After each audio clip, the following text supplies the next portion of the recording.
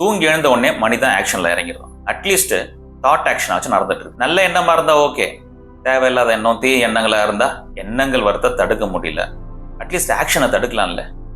உங்க வேலை சம்பந்தமா நீங்க யூடியூப்ல ஏதோ ஒரு வீடியோ பார்த்துட்டு இருக்கீங்க, அப்ப ஏதோ ஒரு படத்தை பத்தி ரிவ்யூஸ் வருது. அந்த ரிவ்யூஸை பார்க்கும்போது உங்களுக்கு பிடிச்சிருது, இப்ப படத்துக்கு போலான்னு முடிவு பண்ணிட்டீங்க. முடிவு பண்றதுக்கு முன்னாடி யோசிச்சிருக்கணும், இல்ல படத்துக்கு போறதுக்கு முன்னாடி யோசிக்கணும்ல, இது தேவையா தேவையில்லையா. 3 மணி நேரம் நம்ம படத்துக்கு போயிட்டோம்னா நம்ம சரியாவே தூங்க மாட்டோமே, நாளைக்கு இன்டர்வியூ இருக்கே, நாளைக்கு எக்ஸாம் இருக்கே, இல்ல அடுத்த வாரம் வேற ஏதோ பண்ணணுமே.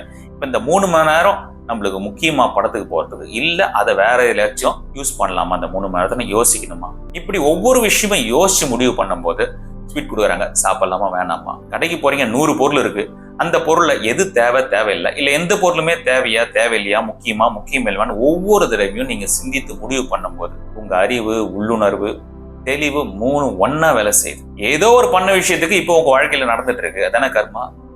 இன்னைக்கு பண்ற விஷயம் நாளைக்கு ரியாக்ஷன் ஆகுது உங்க வாழ்க்கையில, அதான ஃபியூச்சர். அப்போ உங்க வாழ்க்கை உங்க கையில தானே இருக்கு. அதெல்லாம் சரிதான், எனக்கு தப்புன்னு தெரியுது, இருந்தாலும் கண்ட்ரோல் பண்ண முடியலையா, மனசையோ புலன்களையோ பிரெயின் வாஷ் பண்ணிடுது. தப்பு செய்தன்னே என்ன பண்றது. இந்த சோதனையிலிருந்து வெளியே வரதுக்கு தான் சாதனா, யோகா, மெடிடேஷன்.